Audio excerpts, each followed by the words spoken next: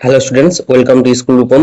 আজকের এই ভিডিওতে তোমাদের দ্বিতীয় পর্যায়ক্রমিক মূল্যায়ন ইতিহাস প্রথম অধ্যায় অর্থাৎ তোমাদের পাঠ্য বইয়ের যে চতুর্থ অধ্যায় ভারতীয় উপমহাদেশের প্রাচীন ইতিহাসের ধারা, এই অধ্যায় থেকে গুরুত্বপূর্ণ 60টি প্রশ্ন আলোচনা করব। এই প্রশ্নগুলি তোমাদের পাঠ্য বইয়ের প্রতিটি লাইন থেকে করা হয়েছে। এই প্রশ্নগুলি যদি তোমরা পড়ো, এর বাইরে থেকে তোমরা পরীক্ষায় আসবে না আশা করা যায়।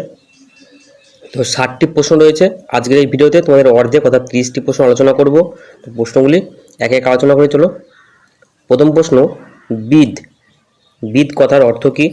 তো বিদ কথার অর্থ হলো জ্ঞান। 2 নম্বর প্রশ্ন, ড্যাশ থেকে বিদ কথাটি এসেছে? বেদ কথাটি এসেছে। তো বিদ থেকে বেদ কথাটি এসেছে। 3 নম্বর, বৈদিক সাহিত্যকে কয় ভাগে ভাগ করা হয়েছে? কি কি? তো 4 ভাগে ভাগ করা হয়েছে: সংহিতা, ব্রাহ্মণ, আরণ্যক ও উপনিষদ। 4 নম্বর প্রশ্ন, সবচেয়ে পুরনো বৈদিক সংহিতার নাম কি? তো সবচেয়ে পুরনো বৈদিক সংহিতা হলো ঋগ্বেদ। 5 নম্বর, সংহিতা কয়টি? কি কি? সংহিতা 4 প্রকার: ঋক, সাম, যজু ও অথর্ব। 6 নম্বর, সংহিতাগুলি হলো ড্যাশ। তো সংহিতাগুলি হলো ছন্দে বাঁধা কবিতা। 7 নম্বর, বৈদিক, এখানে সাহিত্য হবে না, এটা যুগ। বৈদিক যুগকে কয় ভাগে ভাগ করা হয়েছে? কি কি? তো বৈদিক যুগকে 2 ভাগে ভাগ করা হয়েছে, একটি পরবর্তী বৈদিক যুগ, একটা আদি বৈদিক যুগ। এখানে সাহিত্যের বদলে যুগ। 8 নম্বর প্রশ্ন, বৈদিক যুগকে যে ভাগ, সেই ভাগগুলির সময়কাল। অর্থাৎ আদি বৈদিক যুগ, যেটি খ্রিস্টপূর্ব 1500 থেকে 1000 অবধি পর্যন্ত সময়কালকে বলা হয়, আর পরবর্তী বৈদিক যুগ 1000 থেকে 600 অব্দ পর্যন্ত সময়কালকে বলা হয়। 9 নম্বর প্রশ্ন, কোন দুটি সাহিত্যে ইন্দো ইরানীয় ভাষার প্রভাব লক্ষ্য করা যায়? তো উত্তর হবে ঋগ্বেদ ও জেন্দাবেস্তায়। 10 নম্বর, আর্য কোনো ড্যাশ শব্দ নয়। সঠিক উত্তর হবে আর্য জাতিবাচক শব্দ নয়। 11 নম্বর, কোন দিক থেকে ইন্দো আর্যরা ভারতে ঢুকেছিল? তো ইন্দো আর্যরা উত্তর পশ্চিম দিক থেকে ভারতে ঢুকেছিল। 12 নম্বর, আদি বৈদিক যুগের ইতিহাস জানার একমাত্র উপাদান কোনটি? সঠিক উত্তরটা হবে ঋগ্বেদ। 13 নম্বর, সংহিতা কথার অর্থ কী? তো সংহিতা কথার অর্থ হলো সংকলন। 14 নম্বর, ঋক সংহিতা কি? ঋগ্বেদের সূক্তগুলি ছন্দে বাঁধা ঋকের সমষ্টি, তাই এই সংহিতার নাম ঋক সংহিতা। 15 নম্বর, কোন সংহিতায় সুর করে গান করা হয়? সামবেদে সুর করে গান করা হয়। 16 নম্বর, কোন সংহিতায় জাদু মন্ত্রের সংকলন রয়েছে? সঠিক উত্তরটা হবে অথর্ববেদ। 17 নম্বর, বেদাঙ্গ কি? বেদাঙ্গ কয়টি? তো বেদাঙ্গ হলো বৈদিক সাহিত্যগুলিকে সঠিক মতো উচ্চারণ করা, ছন্দ, আসল অর্থ বোঝার জন্য রচনা করা হয় বেদাঙ্গ।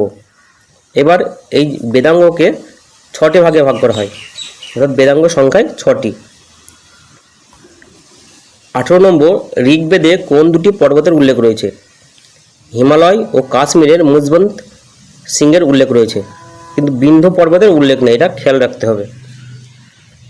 19 নম্বর, ঋগ্বেদের কোন কোন নদীর উল্লেখ রয়েছে? তো ঋগ্বেদে গঙ্গা, যমুনা, সিন্ধু ও সরস্বতী নদীর উল্লেখ রয়েছে। 20 নম্বর, সপ্তসিন্ধু অঞ্চল কি? এই উত্তরটি তোমরা পাঠ্য বই 49 পাতায় পাবে, এটি খুবই গুরুত্বপূর্ণ প্রশ্ন। 21 নম্বর, বৈদিক সাহিত্যে কোন দুটি ধাতুর কথা উল্লেখ রয়েছে? তামা ও ব্রোঞ্জের কথা উল্লেখ রয়েছে, এছাড়াও লোহার কথা অল্প বিস্তর জানা যায়। 22 নম্বর, চিত্রিত ধূসর মাটির পাত্র বলতে কী বোঝায়? এর উত্তরটি তোমরা পাঠ্য বইয়ের 50 এবং 91 পাতায় পাবে, 50 ও 51 পাতায়। 23 নম্বর, কোথায় প্রচুর পরিমাণে চিত্রিত ধূসর মাটির বাসন পাওয়া গেছে? তো হরিয়ানার ভগবানপুরে পাওয়া গেছে। 24 নম্বর, 10 রাজার যুদ্ধের কথা কোথায় উল্লেখ রয়েছে? ঋগ্বেদে। 25 নম্বর, 10 রাজার যুদ্ধ কাদের মধ্যে হয়েছিল? তো ভরত গোষ্ঠীর রাজা সুদাস ও 10টি গোষ্ঠীর রাজার মধ্যে হয়েছিল। 26 নম্বর, 10 রাজার যুদ্ধের সাথে পরবর্তীকালে কোন যুদ্ধের মিল রয়েছে? তো মহাভারতের কুরুক্ষেত্রের যুদ্ধ। 27 নম্বর, কোন দুটি শব্দের ব্যবহার ঋগ্বেদে নেই? নরপতি বা ভূপতি। 28 নম্বর, ঋগ্বেদে রাজা কথার আক্ষরিক অর্থ কী? তো রাজা কথার আক্ষরিক অর্থ হলো নেতা। 30 নম্বর, বিদত কি? বিদত নামের একটি প্রতিষ্ঠানের কথা ঋগ্বেদে রয়েছে। রাজা ও বিশেষ সদস্য ছিলেন এই বিদতের। সেখানে যুদ্ধের কথা আলোচনা করা হতো আর যুদ্ধে লুট করার সম্পদের ভাগ বটোয়ারা করা হতো। 30 নম্বর, রাজ্যের প্রধান বা জনগণের প্রধান হিসেবে রাজার উপাধি কী ছিল? রাজার উপাধি ছিল নরপতি বা নৃপতি। 31 নম্বর, রাজারা অনেক সময় কি কি যজ্ঞের আয়োজন করতেন? অশ্বমেধ যজ্ঞ, রাজসূয় যজ্ঞ ও বাজপেয়ী যজ্ঞ। তো এই ছিল তোমাদের 30টি গুরুত্বপূর্ণ প্রশ্ন।